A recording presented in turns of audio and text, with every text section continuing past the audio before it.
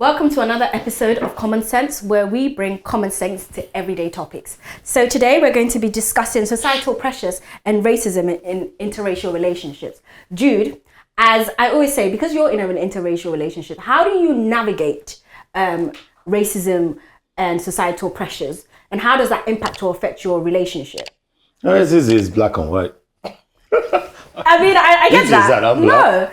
No, you're black and she's white. Yeah, as they say, it's easy as that, black and white. But I guess in instances where you have, I would say, overt racism, let's say, for instance, where someone calls you out of your name, whether it be it, I know you said people do call you monkey and everything else. And I guess let's say, for instance, if you were not in an interracial relationship, you would be able to go home and perhaps discuss it with your partner and they would understand where you're coming from. Do you find that there's a difficulty perhaps in having those conversations with your partner, or perhaps they just don't understand? Because once again, I say those are not her lived experiences. Yeah, it's I think you've answered everything in a nutshell. So I know I said just now it's what it is, black and white, but there's also what we call the gray areas. The gray areas, yeah. I think matters like that, when you get racially abused, yes, whether online or in person, or whether you get racially snubbed, because sometimes racism can be very subtle, the way they do it. Oh yes, microaggression, isn't it? Yeah, but whether your workplaces or anything, when you've observed that and you feel that burden on your shoulder, you really want to share with someone that really understands that. Yeah. And you want to really pour out and say, this is what I've been through. And people might say you're selfish, but we all need a crying shoulder, a shoulder to lay on when we cry. So you want somebody to pour all of that on and say, look, they'll say, look, I get what you're going through. I've been through that before. But for lack of words, I don't like using white and black, but a white person can really not understand where you're coming from when you say, look, this is what a white person called me. Yeah. And you're expressing how frustrated and mad you are and what you could have done. This person, whether it's due to indifference or because of lack of understanding, it's almost as if they don't care. It's like there's no empathy from them. Mm-hmm. That's what I feel. Okay. So it becomes frustrating over time, like, okay, where's the support coming from? There's no support. And then you then have all these thoughts. If I were with a black person, maybe they'll understand it, but is that they're playing victimhood or something? So there's all of those. It's all gray areas. Yeah. So instances where overt racism or covert racism has impacted on me mentally, emotionally, and physically, draining. And I wanted to discuss this with somebody. I've had that luck where I could not really do it. Mm-hmm. And looking at my kids, they'll be like, many times I've questioned whether I actually brought them into a very horrible world by being in an interracial relationship. What if I was just with a black person and we have black kids? Mm-hmm. Then it will be all through the way we fight our fight. But how are we going to fight this fight when somebody who racially abused me, or the oppressor, the perceived oppressor, or the perceived aggressor is the same person I'm in bed with? Okay. So almost like a white person is calling me monkey. I mean, that's with a white person. Yeah. No, that's so how do you, I guess from my perspective, how do you navigate and how do you move past that with your partner? You just don't discuss it with them. You just become mute. You sweep it. Yeah, you become mute, because at times when you brought these conversations up again, like I say, whether it's due to empathy, lack of empathy, or just lack of understanding, or not being able to put themselves in your shoes, because that's what empathy is all about. Yeah, because it will be very difficult I say this all the time, it'll be very difficult for a white person or a Caucasian to actually stand there and say they know what I'm going through, except they've been in that position themselves. Yeah. So if you've not been in a position, you really can't tell me you understand or feel the way I feel. You know what I mean? So there's a book I was reading recently, King Leopold's Crimes or something. Is a book on Congo. Yeah, Congo. Yeah. And a lady who's not a lady who did the forward to that book. She was a little child at the time. Yeah. She was in Congo with her parents. One was a doctor, mom was a housewife. Mm-hmm. So they were equally different. They were the only white people in the village. And the black kids were touching her skin like, whoa, when are you going to get roasted and become like us? Yeah. That sort of question. The way the whites would then look at us and say, oh, you're dark. Yeah. Are you dirty? Where's your tail? Mm-hmm. So she understood what it is to be different. So when she came back to, I think, Kentucky or somewhere back in America, and then came back to a town and a school where they now have black kids, about 1 or 2. She saw the white kids in her school doing that back in America now, and she almost immediately had that empathy towards that action that was happening because it had already happened to her. Yeah. So that's the difficulty. So if you've never been through that before in your life, there's no way. And I'm not saying that for just white people. There are black people who don't even know anything about racism. I mean, yes, of course. Yeah, they never heard about it. They live in this Western world. Yeah. When you're talking to them, like, I've never experienced it. There's also something we need to understand. It's not just that racism is directed towards me, that and that's the only time I'll feel it. There's what we call trauma. Of course. People talk about, it's okay for other people to say, I'm traumatized by what happened in our past lives and all, but as a black person, I'm not allowed to be traumatized. I am traumatized by anything that happened to any black person worldwide. And that can be a problem to even bring back and discuss with a white person. They don't understand it because I don't think white people are traumatized by what happened to other white people elsewhere, except they want to play politics with it. So I feel the pain. I don't know. I'm just saying. Oh, you're just saying. I could be now playing the other kind of not knowing whether they actually do feel. True. So if something was happening, if a black man was racially abused or beaten or killed in South Africa, wherever I'm at in the world, I feel it. Because I'm a black person. I'm going to walk the streets the next day feeling very depressed, feeling down, feeling weighty, heavy weight on my shoulder because somebody that looks like me, that's happened to them. Or when Saka was called monkey, I'm watching football with my boys, who, my daughter, who from this relationship, and the white woman sat there, and white people are chanting monkey chants. I'm a black person like Saka, so obviously there's a monkey in this house. Yeah, no, to be fair, and honestly, I'm quite happy you raised that example because thinking back, right, I have a friend who's also in an interracial marriage and something happened. I think it was the England match a few years ago during the, and I think it was one of the Saka missed the penalty. Oh, yeah. And they were out in, the partners from like Isle of Man or something, they were in Isle of Man in a pub.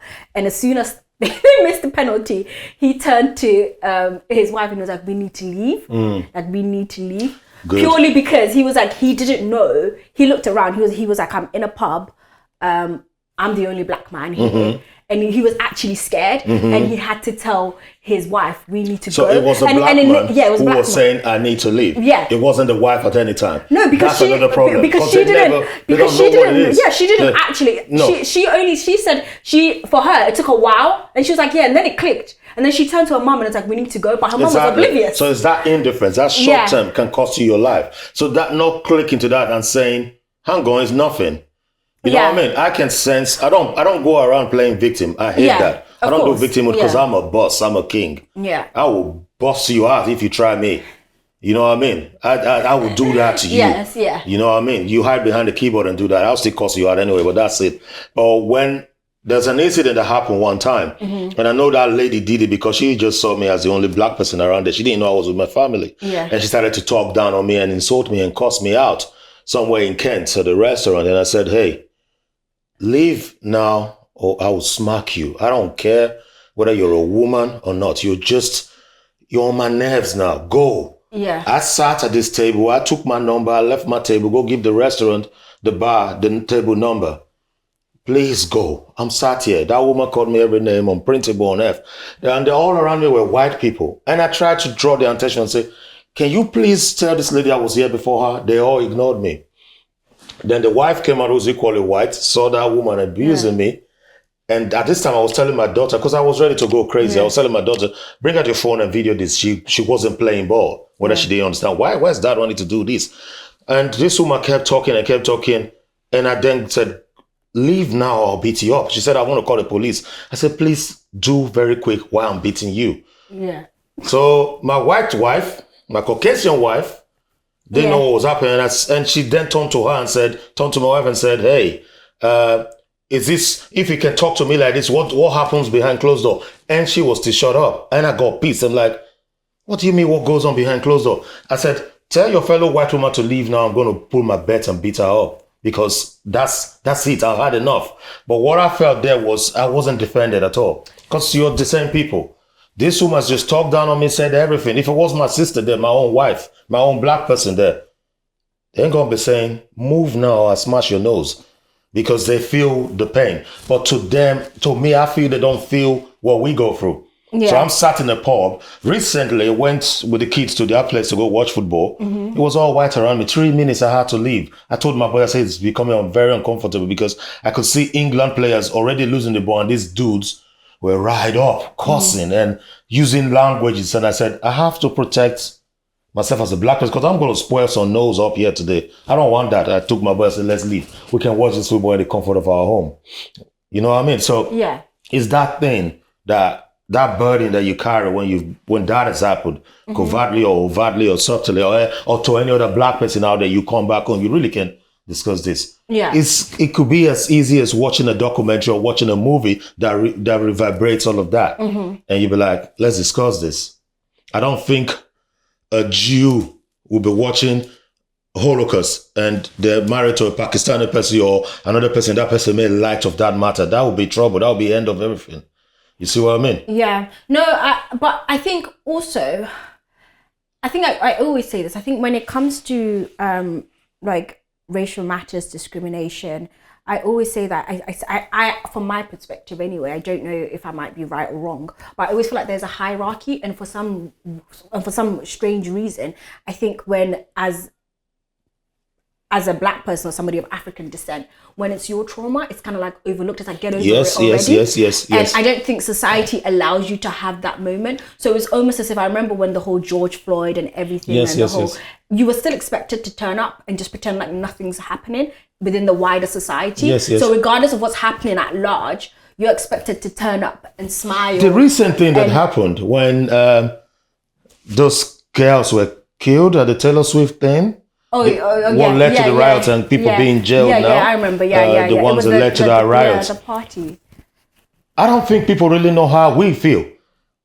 Yeah. I think I left the country a couple of days later to meet with them outside of this country.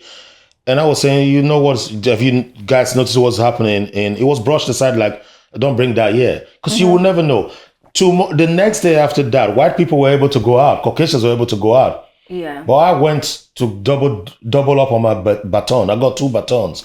I'm not joking. I had to go bring them out. Yeah, because for quick swinging. Because you were worried about your safety. Yeah, man. I had to position my steering lock for quick swinging. Yeah. Because now something has happened far off. It's us. And before then, we were praying, don't be a black person. Don't be a black person. Exactly. I don't see any white person praying, don't be a white person, because you won't be intact. But do you know what it is? For me, that's the trauma. But for you not to understand that this is a trauma that I experience every now and then, when that happens, is a burden that we face. And I'm speaking for myself in my own relationship. I don't know about others. It can be kumbaya for them. But no, but I think it's also because it also comes down to the fact that I always say, when it comes to interracial relationships, and when it comes to certain things that happen within relationships, I think sometimes, right, maybe they just don't know how to navigate it. Because I think unless sometimes, bearing in mind that when you've lived your whole life, right, and you have no experience of this, I think you do have to readjust your thinking in order to understand that, okay. I agree with that to an extent, but I'm going to look at it this way. Domestic violence, or is that what they still call it? Used to be domestic abuse, it's not domestic violence. You know what? The perpetrator or the alleged perpetrator is who's committed the thing, and the victim is the person who's at the receiving end of the abuse of violence. There is something where there's some exercise they do where they take the perpetrator along some course to make them understand all of that. I can take a Caucasian along the sort of path to understand how I feel. It is left for them to understand that. But the truth is, the perpetrator of violence can really not put themselves in my position, because they got power behind them. Caucasians have got power. Caucasians have been my oppressors for, you know what I mean? Yeah. So it's difficult. I jokingly say it at home. I said, what power have I got? I've got no black country to stand behind me. I said, but you've got Russia. It's white country, whether I like it or not. It's Caucasians there. They've got France. They got Germany, they got Britain, they got America, they got Canada. That's power behind the Caucasians. What have I got as a black person?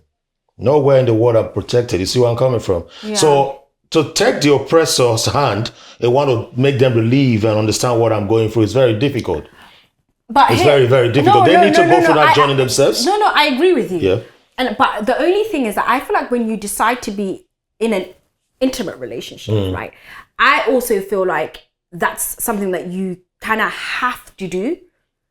I know I wouldn't care if this was, I don't know, Bob or Tom down the road. It's not on me to educate you about race relations. But I feel like if I decide that I want to be in an interracial relationship, in order for this relationship to work and for it to thrive, I am going to have to educate you about the things that happen that you might not be aware of. But when I educate you, I expect you to then be self-aware. That's my mistake. Because drawing back to the example that I gave earlier, when my friend pointed out to his wife that we need to leave because of X, Y, Z, she was like, oh, okay, yeah, sure, let's go. And she turned to her family and she was like, we need to leave because of so-and-so's safety. So she then now, he doesn't need to say it anymore. Whenever they're in a situation whereby she senses that, okay, this place is no longer safe for him, she's like, let's go.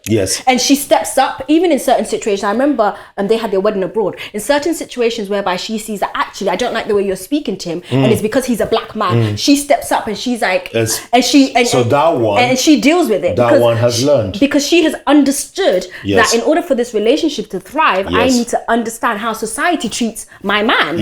And unfortunately, you might not. And I keep telling people there's something that I'm never going to stop saying. It's all well and good you telling me that you don't see color.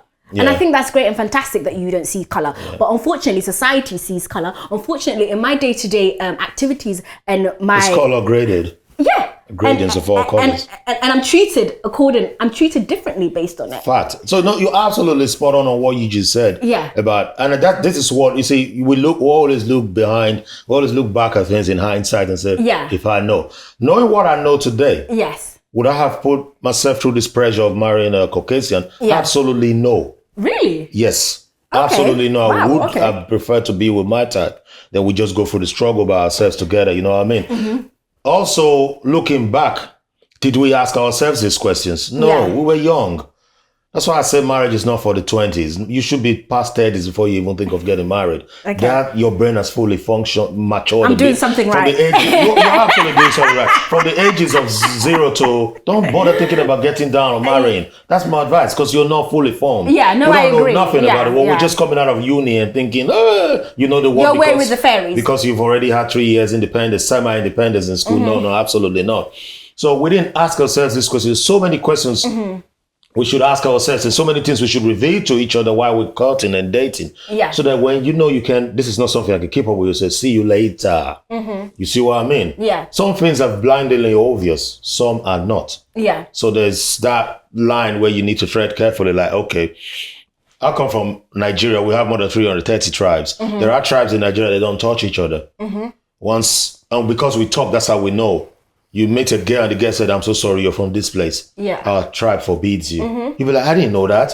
And you go home and ask your dad or your mom, and be like, yes, there's this real hatred, but we don't care. So the girl saying they do care. That relationship is done and dusted there and then. But we get carried away with whatever flowers are in our bellies and our heads. And we don't ask these questions. No, I agree. This is a lifelong thing. And race ain't a joke. It's not. It is like I said to you, every time I read books, every time I go back to school and I read about these things, my people suffer, people like me suffer, and they continue to suffer. It is trauma revisited. And when I come home, I'm seeing the alleged oppressor right there in front of me. All of that aggression in me. I'm looking, I shouldn't be with you, because it is what it is. And I feel also from the other side, the burden of my own people looking at you as you're inferior, man. You're with them. Make it make sense, man. I don't know if you get me. No. Again, I put my hands up. If I knew what I knew now then, there's no way I would have gone with a Caucasian. No, absolutely no way. Absolutely none. Not even touching with a long stick. Fact. But we're in it together. And also, if we know we don't have much time, you come to the question of the children you've created. That's another ball game. Because those children are confused. They don't know whether they're black or white. But the good thing, I just say you're Nigerian or you're Latvian. Remove the black or white. You see where I'm coming from? So that's another different ball game. We don't even want to go there You don't today. want to touch that. But yeah, interracial relationships come with a lot of people would disagree because that man. But just, I mean, like everyone I said, has their kumbaya for own them. personal Might have- experiences of might have- interracial might have relationship. just Yeah. covered themselves with cushions and all of that. But Yeah. I'm very active. I'm politically active. Yeah, and I know you've got very strong views. Yeah, So like I said, whatever happens to my people in Congo. I have sat with a lady before, a white person, and I told her as she was mouthing, and I said, your mobile phone on your hand is the reason why young black girls and mothers, their bellies are being ripped up and killed in Congo. She didn't even have a clue. And I explained everything to her. I said, these diamonds that you really love to flaunt killed all our black girls in Sierra Leone. Now, we know the people causing all of this, and I'm in bed with them. So what are we talking about? And on that note, Trauma. see you next time.